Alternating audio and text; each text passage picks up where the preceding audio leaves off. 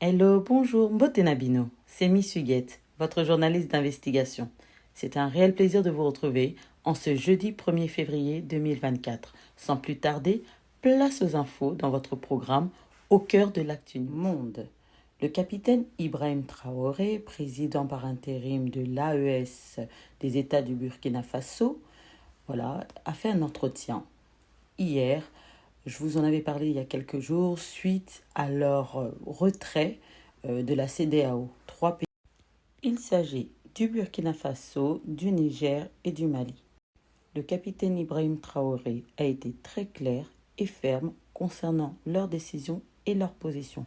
On pouvait entendre lors de cet entretien des termes comme notre sortie de la CEDEAO est un chemin de non-retour, plus jamais la CEDEAO, non c'est fini.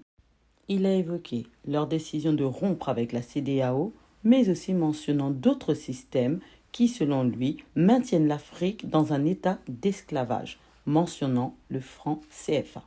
Je vous invite à vous abonner et vous rendre sur mon compte miss.huguette pour voir les temps forts de cette interview. Belgique. Droit d'asile et d'immigration. Dès ce 1er février 2024, la Belgique donne un droit d'accès en accéléré pour les demandes d'asile pour tous les ressortissants congolais. Je vous invite vraiment à vous rendre sur ma page. Une émission spéciale sera réalisée pour vous donner les détails et les conditions pour les personnes concernées. Hommage. 1er février 2017, 1er février 2024.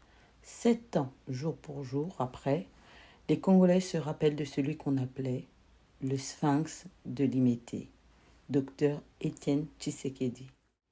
Un couvre-feu exceptionnel est décrété à Kimpese de 20h à 5h du matin pendant une semaine, à compter de ce jour, pour calmer un peu les tensions qui se passent dans cette région, selon le ministre de l'Intérieur du Congo central.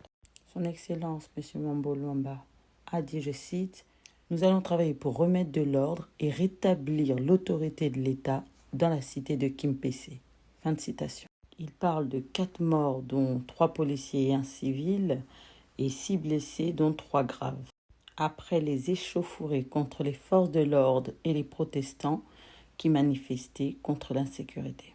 Le bureau de l'Assemblée provinciale de la ville de Kinshasa invite tous les députés provinciaux provisoirement élus à prendre part à la session extraordinaire 2024-2028 du début de la législature, qui se tiendra le 5 février 2024. La CENI a fixé au 5 octobre prochain les élections législatives à Kwamut, en Maïndomé, à Rutshuru et au Masisi, au Nord Kivu. À noter que l'enrôlement de ces électeurs aura lieu du 1er au 20 juillet 2024.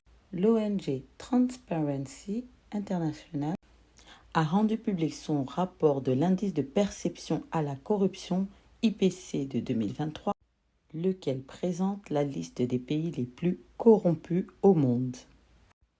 D'après le dit rapport, la République démocratique du Congo est parmi les 15 derniers pays avec un score de 20%. Elle est classée 162e sur 184 pays évalués.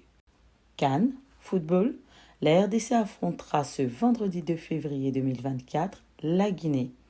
Pour les soutenir, rendez-vous dès 21h. Voilà, c'était les temps forts de l'actualité du monde. Je vous invite vraiment à vous abonner, à me soutenir par vos likes, vos commentaires, vos partages. Merci d'avance pour la force que vous me donnez. Ça me booste à continuer. Et je vous dis à très bientôt pour des nouvelles Actu News.